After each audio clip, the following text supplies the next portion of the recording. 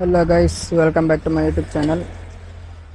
ನಾನು last time ಹೇಳಿದ್ನಲ್ಲ ವಿಡಿಯೋದಲ್ಲಿ, ಮಂಗಳೂರಲ್ಲಿ ಒಂದು ಮಹಾಸತಿ ಟೆಂಪಲ್ ಇದೆ, ಈಶ್ವರನ ಸೆಕೆಂಡ್ ಹೆಂಡತಿ ಅಂತ. ಇಲ್ಲಿ ಬಂದಿದ್ದೇನೆ ದೇವಸ್ಥಾನಕ್ಕೆ. ನೋಡಿ, ಇದೇ ದೇವಸ್ಥಾನ.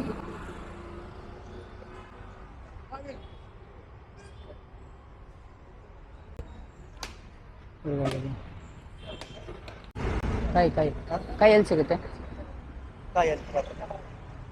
ಇಲ್ಲಿಂದ ಕಾಯಿ ತಗೊಳ್ಳಿಕ್ಕೆ ಆ ದೇವಸ್ಥಾನಕ್ಕೆ ಕಾಯಿ ಬಿಟ್ಟರೆ ಮತ್ತೇನು ಬೇಡ.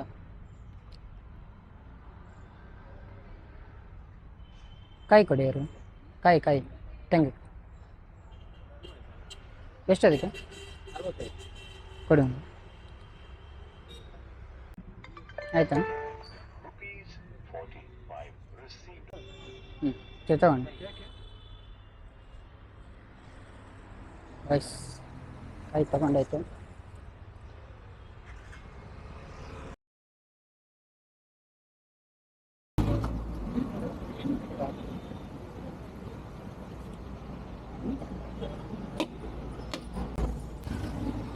ಕೈ ಮಿಸ್ ಆಗಿತ್ತು ಆಫೀಸಿಂದ.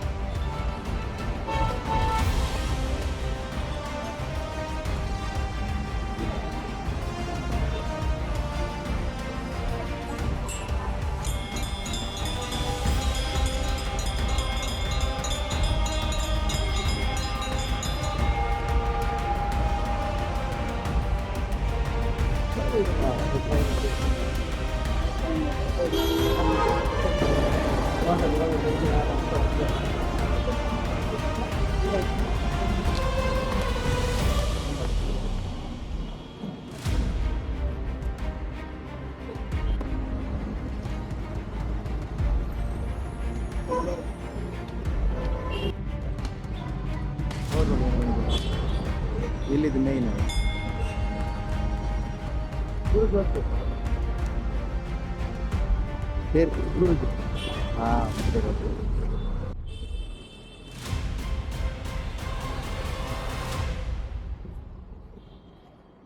ಗೈಸ್, ಇದು ಚಂದ್ರಮೌಳೇಶ್ವರ ಶಿವ ಟೆಂಪಲ್. ಶಿವ ಟೆಂಪಲ್ ಮುಂದೆನೇ ಇರೋದು ಭಗವತಿ ಅಮ್ಮ ಮತ್ತು ಮಹಾಸತಿ ಅಮ್ಮ. ಇಲ್ಲಿರೋ ಜನ ಹೇಳ್ತಿರೋದು ಈ ಶಿವಂಗೆ ಕಾಪಾಡ್ತಿರೋದು ಮಹಾಸತಿ ಅಮ್ಮ ಟೆಂಪಲು.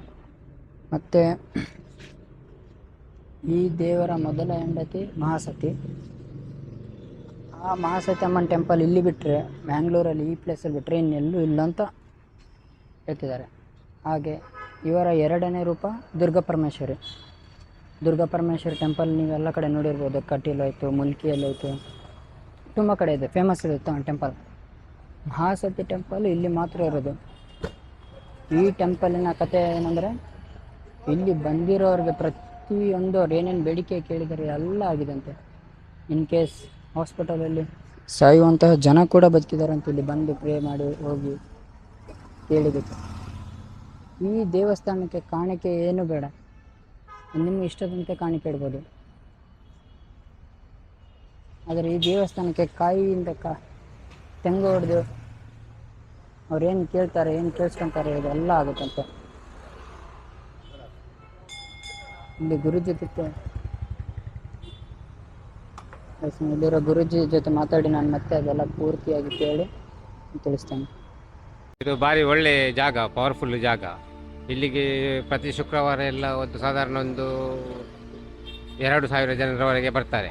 ಬೆಳಿಗ್ಗೆ 7 ಗಂಟೆ ನಂತರ ತೆಂಗಿನಕಾಯಿ ಹೊಡಲಿಕ್ಕೆ ಬಂದವರು ನಿರಂತರ ಸಾಧಾರಣ ಒಂದು ರಾತ್ರಿ 10-11 ಗಂಟೆ ತನಕ ಸಹ ತೆಂಗಿನಕಾಯಿ ಹೊಡಿತಾ ಇರ್ತಾರೆ. ಸಾಧಾರಣ 7:45 ಆಗುವಾಗ ಪೂಜೆ ಸ್ಟಾರ್ಟ್ ಆಗುತ್ತೆ. ನಮ್ಮ ಸುಧನ್ಜಿಯವರ ನೇತೃತ್ವದಲ್ಲಿ ಪೂಜೆ ಸ್ಟಾರ್ಟ್ ಆಗ್ತದೆ. 7:45ಕ್ಕೆ ಸ್ಟಾರ್ಟ್ ಆದರೆ ಸಾಧಾರಣ ಒಂದು 8:30 ಆಗುವಾಗ ಪೂಜೆ ಆಗ್ತದೆ. ಮತ್ತು ಇಲ್ಲಿ ಒಳಗಡೆ ಅನ್ನದಾನ ಉಂಟು. ಅನ್ನದಾನಕ್ಕೆ ಸಾಧಾರಣ ವಾರದಲ್ಲಿ ಒಂದು 1,000 ಜನರವರೆಗೆ ಬರ್ತಾರೆ. ಮತ್ತು ಇಲ್ಲಿ ಅಮಾವಾಸ್ಯೆ ವಿಶೇಷ. ಅಮಾವಾಸ್ಯೆ ದಿವಸ ನಾವು ಏನು ಪ್ರಾರ್ಥನೆ ಮಾಡಿದರೂ, ಅಮಾವಾಸ್ಯೆ ದಿವಸ ಅಂತಲ್ಲ, ಶುಕ್ರವಾರ ಸಹ ಪ್ರಾರ್ಥನೆ ಎಲ್ಲ ಮಾಡಿದರೆ ನಮಗೆ ಅಮ್ಮ ಇಲ್ಲಿ ಬರಿಗೈಯಲ್ಲಿ ಯಾರನ್ನು ಕಳಿಸಲಿಲ್ಲ, ಎಲ್ಲರಿಗೂ ಒಂದು ಅಭಯ ನೀಡಿಯೇ ಕಳಿಸಿದ್ದು. ಅವರು ಹೇಳಿದ ಎಲ್ಲ ಸಕ್ಸಸ್ ಆಗಿದೆ ಇಲ್ಲಿ. ಮತ್ತು ಮುಂಚೆ ಇಲ್ಲಿ ಏನಿರಲಿಲ್ಲ. ಈಗ ಮುಂಚೆಲ್ಲ ಬಂದು ತೆಂಗಿನಕಾಯಿ ಹೊಡಿತು ಹೋಗ್ತಾ ಇದ್ರು. ಈಗ ಈ ಸುಧಾನ್ ಎಲ್ಲ ಬಂದು ಇಲ್ಲಿ ಜನ ಎಲ್ಲ ಸೇರಿದ ಮೇಲೆ ಒಳ್ಳೆ ಜನ ಎಲ್ಲ ತುಂಬ ಬರ್ತಾರೆ ಇಲ್ಲಿಗೆ. ಓಕೆ ಗೈಸ್, ನೋಡಿ ದೇವಸ್ಥಾನದ ಬಗ್ಗೆ ಇಷ್ಟೆಲ್ಲ ಹೇಳಿದ್ದಾರೆ. ಮುಂಚೆ ಏನೂ ಇರಲಿಲ್ಲ ಅಂತ, ಈಗ ತುಂಬ ಫೇಮಸ್ ಆಗಿದೆ. ಇವರು ಮಹಾಸತಿ ಅಮ್ಮ ಅಂತ, ತುಂಬ ಒಂದು ಶಕ್ತಿಶಾಲಿ ದೇವತೆಯವರು. ಮತ್ತು ನಿಮಗೆ ಮಹಾಸತಿ ಅಮ್ಮನವರದ್ದು ಕ್ಷೇತ್ರ ಮಂಗಳೂರಲ್ಲಿ ಇಲ್ಲಿ ಬಿಟ್ಟರೆ ಬೇರೆ ಎಲ್ಲಿ ನಿಮಗೆ ಕಾಣೋದು ಸಿಗೋದಿಲ್ಲ. ಯಾಕೆಂದರೆ ಮಹಾಸತಿ ಅಂದರೆ ಈಶ್ವರ ದೇವರ ಮೊದಲ ಹೆಂಡತಿ, ಅವರ ಎರಡನೇ ಹೆಂಡತಿ ಅಮ್ಮ ದುರ್ಗಾ ಪರಮೇಶ್ವರಿ. ದುರ್ಗಾ ಪರಮೇಶ್ವರಿ ಕ್ಷೇತ್ರ ಮಂಗಳೂರಲ್ಲಿ ತುಂಬ ಜಾಗದಲ್ಲಿ ಉಂಟು, ಕಟೀಲು, ತುಂಬ ಪ್ಲೇಸಲ್ಲಿದೆ. ಆದರೆ ಮಹಾಸತಿ ಅಮ್ಮನವ್ರದ್ದು ಇಲ್ಲಿ ಬಿಟ್ಟರೆ ಬೇರೆ ಎಲ್ಲೂ ಇಲ್ಲ. ಇಲ್ಲಿ ತುಂಬ ಅಂದರೆ ಇಲ್ಲಿ ಯಾರು ಏನು ಪ್ರಾರ್ಥನೆ ಮಾಡಿದರೂ ಒಂದು ತೆಂಗಿನಕಾಯಿಯಿಂದ ಭಕ್ತರ ಕಷ್ಟ ಪರಿಹಾರ ಆಗುತ್ತೆ. ಅಂದರೆ ಈಗ ಆರೋಗ್ಯದಲ್ಲಿ ಸಮಸ್ಯೆ ಇದ್ದರೆ, ಈಗ ಹಾಸ್ಪಿಟಲಲ್ಲಿ ಡಾಕ್ಟ್ರ್ ಆಗೋದಿಲ್ಲ ಅಂತ ಹೇಳಿದ ಪೇಷಂಟ್ ಇಲ್ಲಿ ಅವರ ಮನೆಯವರು ಬಂದು ಇಲ್ಲಿ ಪ್ರಾರ್ಥನೆ ಮಾಡಿ ಕಾಯಿ ಹೊಡೆದು ಹೋದ ನಂತರ ಆ ಪೇಷಂಟ್ ಗುಣ ಆಗಿ ಬಂದು ಇಲ್ಲಿ ಕಾಯಿ ಹೊಡೆದ ಉದಾಹರಣೆ ಉಂಟು. ಮತ್ತು ಮಕ್ಕಳಾಗದವರಿಗೆ ಮಕ್ಕಳಾಗಿದೆ ಇಲ್ಲಿ ಪ್ರಾರ್ಥನೆ ಮಾಡಿ ಹೋದ ನಂತರ. ಮತ್ತು ಕೆಲಸ ಇಲ್ಲದವರಿಗೆ ಒಳ್ಳೆ ಕೆಲಸ ಸಿಕ್ಕಿದೆ, ಮನೆಯಾಗದವರಿಗೆ ಮನೆಯಾಗಿದೆ. ಆದರೆ ಇಲ್ಲಿ ತುಂಬ ಮುಖ್ಯವಾಗಿ ಏನಂದರೆ ಇಲ್ಲಿ ಅಮ್ಮಂದು ಪವಾಡ ಅಂದರೆ ಇಲ್ಲಿ ಆರೋಗ್ಯದಲ್ಲಿ ಸಮಸ್ಯೆ ಇದ್ದರೆ ಎಂತೆಂಥ ದೊಡ್ಡ ದೊಡ್ಡ ಕೇಸ್ಗಳು ಇಲ್ಲಿ ಗುಣ ಆಗಿದೆ. ಈ ತಾಯಿ ಗುಣ ಮಾಡಿ ಕೊಟ್ಟಿದ್ದಾರೆ. ಅವ್ರ ಗುಣ ಹಾಸ್ಪಿಟಲಿಂದ ಡಿಸ್ಚಾರ್ಜ್ ಆಗಿ ಇಲ್ಲಿ ಬಂದು ಕಾಯಿ ಹೊಡೆದ ತುಂಬ ಉದಾಹರಣೆ ಇದೆ. ಮತ್ತು ಈ ಕಡೆ ಭಗವತಮ್ಮ ಇದ್ದಾರೆ, ಆ ಕಡೆ ಚಂದ್ರಮೌಳೇಶ್ವರ ದೇವಸ್ಥಾನ ಇದೆ, ಅದು ಈಶ್ವರ ದೇವಸ್ಥಾನ, ಅದು ಸಹ ಮುಖ್ಯನೇ. ಅಲ್ಲಿ ಸಹ ತುಂಬ ಪವರ್ ಇದೆ. ಯಾಕೆಂದರೆ ಅಲ್ಲಿ ನಿಮಗೆ ಬೇರೆ ಯಾವ ಕ್ಷೇತ್ರದಲ್ಲಿ ಸಹ ನಿಮಗೆ ಈಶ್ವರ ದೇವರ ಗರ್ಭಗುಡಿಗೆ ಹೋಗಿ ಅಭಿಷೇಕ ಮಾಡುವ ಅವಕಾಶ ಇಲ್ಲ. ನಿಮಗೆ ಚಂದ್ರಮೌಳೇಶ್ವರ ದೇವಸ್ಥಾನದಲ್ಲಿ ನಿಮಗೆ ವರ್ಷಕ್ಕೊಮ್ಮೆ ಶಿವರಾತ್ರಿ ದಿವಸ ದೇವರ ಗರ್ಭಗುಡಿಗೆ ಹೋಗಿ ಅಭಿಷೇಕ ಮಾಡಲಿಕ್ಕೆ ಒಂದು ಅವಕಾಶ ಉಂಟು. ಮತ್ತು ಇಲ್ಲಿ ತಾಯಿದು ಪವಾಡ ತುಂಬ ಇದೆ. ಅಂದರೆ ರಾತ್ರಿ ಹೊತ್ತು ಮೊದಲಂತೆ ತಾಯಿದು ತುಳುವಲ್ಲಿ ನಾವು ಸವಾರಿ ಅಂತ ಹೇಳ್ತೇವೆ, ಅದು ನೋಡಿದವರು ತುಂಬ ಜನ ಇದ್ದಾರೆ. ತುಂಬ ಒಳ್ಳೆ ಪವರ್ಫುಲ್ ಕ್ಷೇತ್ರ. ಸರಿ, ನಮಸ್ತೆ. ಇದು ಚಂದ್ರಮೌಳೇಶ್ವರಿ ದೇವಸ್ಥಾನ ಕೆಳಗಡೆ, ಹಾಗೂ ಅದರ ಎದುರುಗಡೆ ಇರೋದು ಭಗವತಿ, ಹಾಗೂ ಈ ಕಡೆ ಪಕ್ಕದಲ್ಲಿ ಮಹಾಸತ್ಯಮ್ಮ ಅಂತೇಳಿ. ಇಲ್ಲಿಯ ಪವಾಡ ಏನಂದರೆ, ಭಕ್ತರು ಬಂದು ಪ್ರತಿ ಶುಕ್ರವಾರದಂದು ಬೆಳಗಿಂದ ಸಾಯಂಕಾಲ ತನಕ ಅವರ ಮನಸ್ಸಲ್ಲಿ ಏನು ಇಷ್ಟ ಇದೆ ನೆನೆಸಿರ್ತಾರೋ ಅದರ ಪ್ರಕಾರ ತೆಂಗಿನಕಾಯಿ ಹೊಡಿತಾ ಇರ್ತಾರೆ. ಹಾಗೂ ಇಲ್ಲಿ ಪ್ರತಿ ಶುಕ್ರವಾರ ರಾತ್ರಿ 8 ಗಂಟೆಯಿಂದ 2 ಗಂಟೆಗೆ ಪೂಜೆ ನೆರವೇರಿಸಿದ್ದಾರೆ. ಹಾಗೂ ಸಾಯಂಕಾಲ ಪೂಜೆ ಆದ ನಂತರ ಅಮ್ಮನ ಸನ್ನಿಧಾನ ಹತ್ತಿರವೇ ಅನ್ನದಾನ ಸೇವೆಯು ನಡೆಯಲಿಕ್ಕಿದೆ. ಹಾಗೂ ಭಕ್ತರು ಹೆಚ್ಚಿನ ಸಂಖ್ಯೆಯಲ್ಲಿ ಬರ್ತಾ ಇದ್ದಾರೆ. ಇನ್ನು ಸಹ ಬನ್ನಿ, ನಿಮ್ಮ ಕಷ್ಟ ಏನಿದ್ರೂ ಸಹ ಅಮ್ಮನ ಹತ್ರ ಹೇಳಿ, ಅವರು ಈಡೇರಿಸ್ತಾರೆ ಅಂತೇಳಿ ನಮ್ಮ ನಂಬಿಕೆ ಅಷ್ಟೇ. ಒಂದು ಸ್ವಲ್ಪ ವರ್ಷದ ಹಿಂದೆ, ಅಂದರೆ ಒಂದು ಲಾಕ್ಡೌನ್ ಟೈಮಲ್ಲಿ, ಆಗ ಈ ಕಟ್ಟೆಯಲ್ಲಿ ಇಷ್ಟು ಜನ ಬರ್ತಾ ಇರಲಿಲ್ಲ. ಆಗ ಇಲ್ಲಿ ತುಂಬ ಜನ ಕಡಿಮೆ ಇತ್ತು, ಲೈಟೆಲ್ಲ ಇರಲಿಲ್ಲ, ಒಂದು 5-6 ವರ್ಷದ ಮುಂಚೆ. ಆಗ ನಾನು ಒಂದಿನ ಏನಾಯ್ತಂದರೆ, ನಾನು ಮನೆಯಲ್ಲಿ ಜಗಳ ಆಗಿ ನಾನು ಏನೋ ಜಗಳ ಆಗಿ ನಾನು ಬೇಜಾರಲ್ಲಿ ಬಂದು ಅಲ್ಲಿ ರಾತ್ರಿ ಹೊತ್ತು ಬಂದಲ್ಲಿ ಕುತ್ಕೊಂಡೆ. ಆಗ ಒಂದು 11:30 ಗಂಟೆ ಆಗಿತ್ತು. ಆಗ ಇಷ್ಟು ಇಲ್ಲಿ ಜನ ಎಲ್ಲ ಬರ್ತಿರ್ಲಿಲ್ಲ. ಆಮೇಲೆ ಇದು ಈಗ ಸೋಷಿಯಲ್ ಮೀಡಿಯಾದಲ್ಲೆಲ್ಲ ಗೊತ್ತಾಗಿ ಜನಗಳಿಗೆ ಗೊತ್ತಾಗಿ ತುಂಬ ಜನ ಬರ್ತಾ ಇದ್ದಾರೆ. ಆ ಟೈಮಲ್ಲಿ ಇಲ್ಲಿ ಇಷ್ಟು ಜನ ಇರಲಿಲ್ಲ, ಅದು ಫುಲ್ ಕತ್ತಲೆ ಇತ್ತು, ಲೈಟೆಲ್ಲ ಇರಲಿಲ್ಲ. ಹಾಗೆ ನಾನು ಅಲ್ಲಿ ಕುತ್ಕೊಂಡಿದ್ದೆ. ಆಗ ಸಮಯ ಒಂದು 11:30, 12 ಏನಾಗಿತ್ತು ಗೊತ್ತಿಲ್ಲ.